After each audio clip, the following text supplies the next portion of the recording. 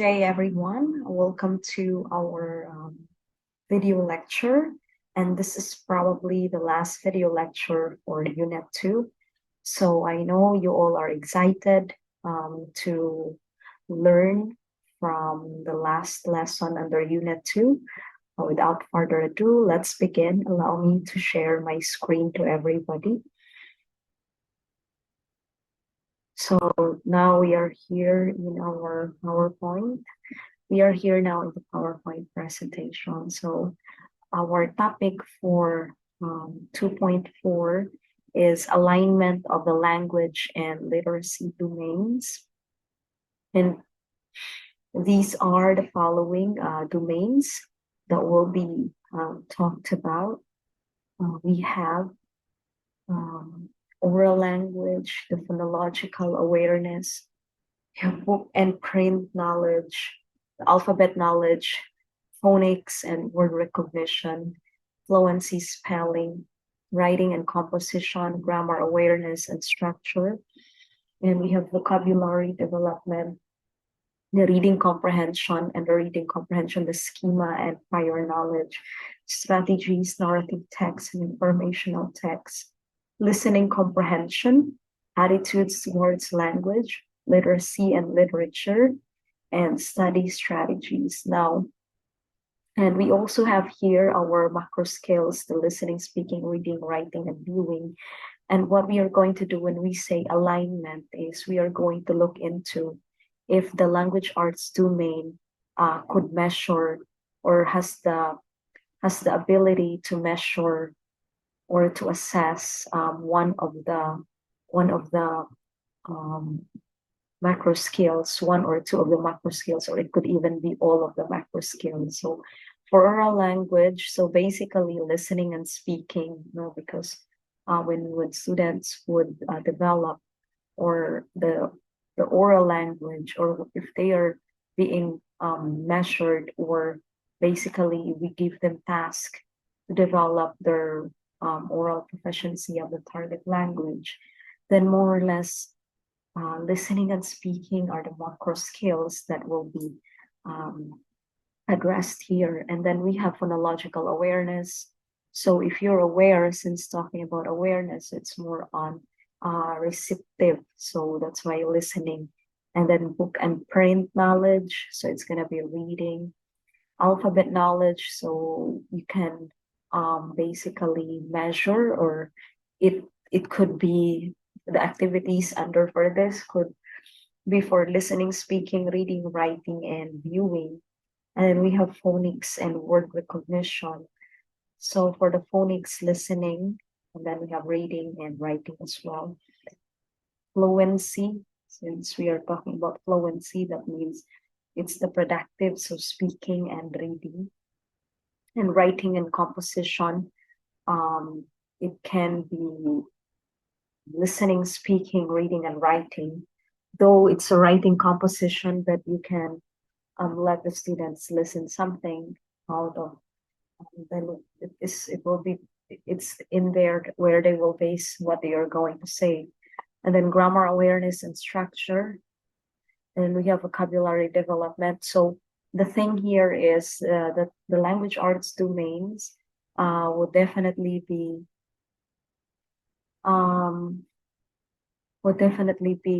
basically we will be able to know which language arts domain would be able to measure all the macro skills. Okay, not all also of the domains like can measure, or you can give activities that would address the reading and writing. For example, when we say oral language, of course it would not. So this is the idea about alignment of the language and literacy domain. Alignment of language and literacy domains.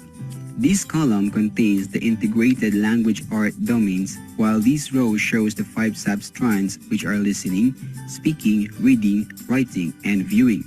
The first domain, the oral language. When students are conversing or communicating, they speak and listen.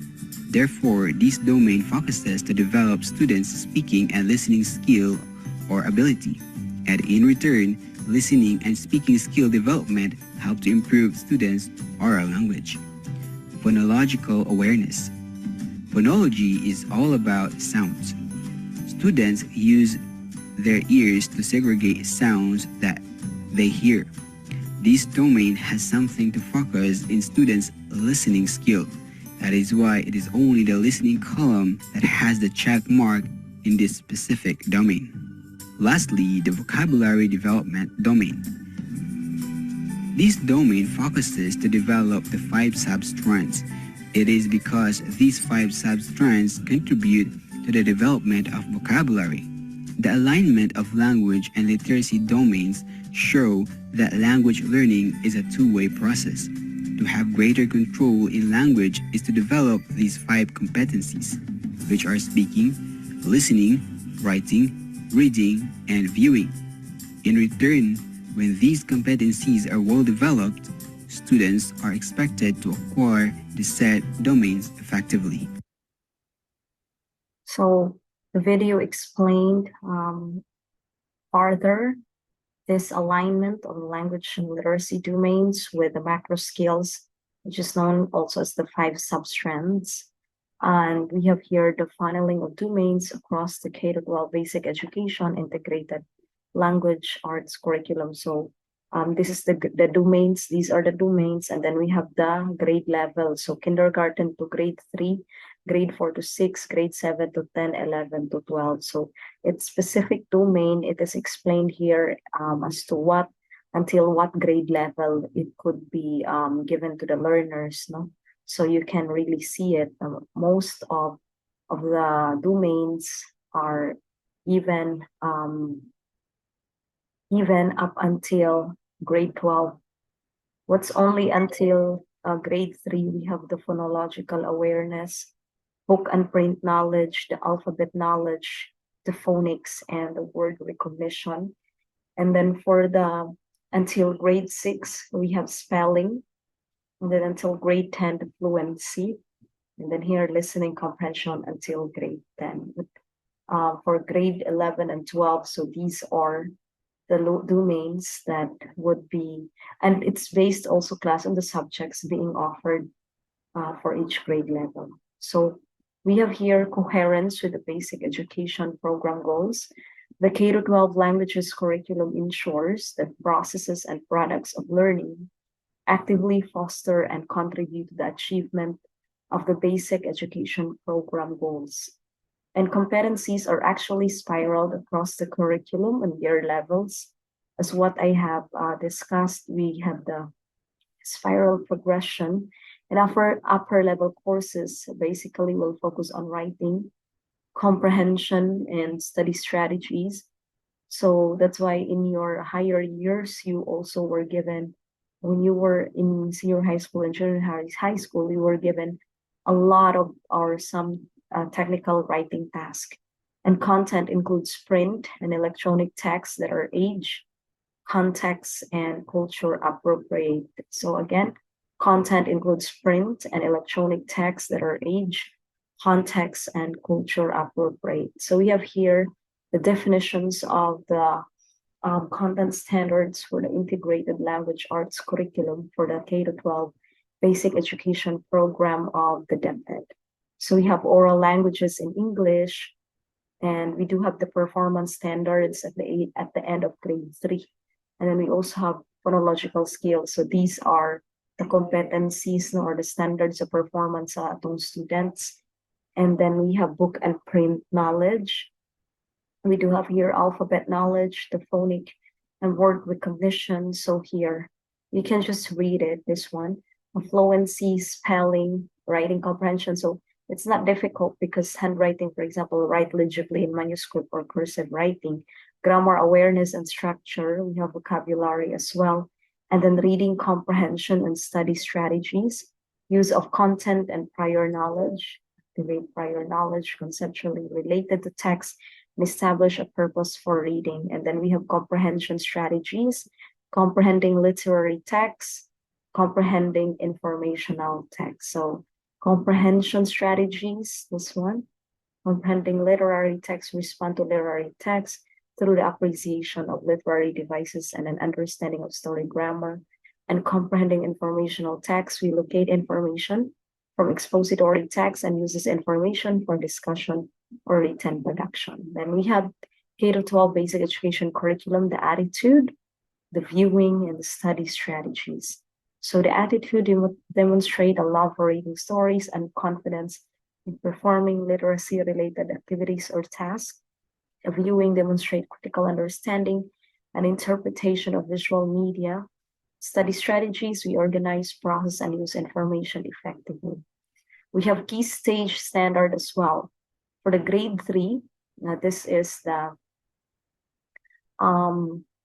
these are the, how do we say this, the competencies or the outcomes, no grade level outcomes in a way. Students should be able to demonstrate eagerness to explore and experience. So we focus on the oral and written text and to communicate meanings and feelings effectively. Grade 6, students should be able to construct meanings and communicate them using creative, appropriate, and grammatically correct oral and written language.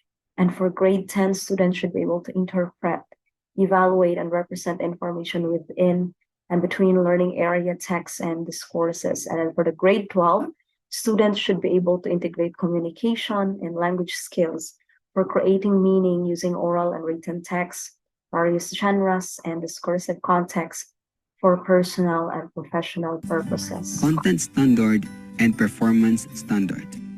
Content standards are broad declarations that describe specific content areas that students in each grade level should master. They define each subject's corpus of knowledge. For example, in earth science, a content requirement for 6th grade science students may be students will comprehend the implications of the relative positions of the earth, moon, and sun. Curriculum standards or subject standards are other names for them. The expectations for education, evaluation, and student work are referred to as performance standards. These include content standards, which specify the amount of work needed to demonstrate conformity with the standards. Performance standards distinguish and specify the skills necessary for problem solving, thinking, communicating, and linking with other information. They provide verification to all constituencies that students have met the subject requirements. Performance standards distinguish and specify the skills necessary for problem solving, thinking, communicating, and linking with other information. Okay, so that's the content standards and performance standards. So according to William Arthur Ward, a warm smile is the universal language of kindness. So you better give us one. So that's it, class. As I told you, the last lesson is very short. And just to review, and this is it for Unit 2. We're done finally with Unit 2. Contents And good luck and God bless on the coming midterm examinations next week. So let me stop sharing. Thank you very much, everyone, and I hope you learned a thing or two from our lecture today. I will see you next time. Bye, everyone.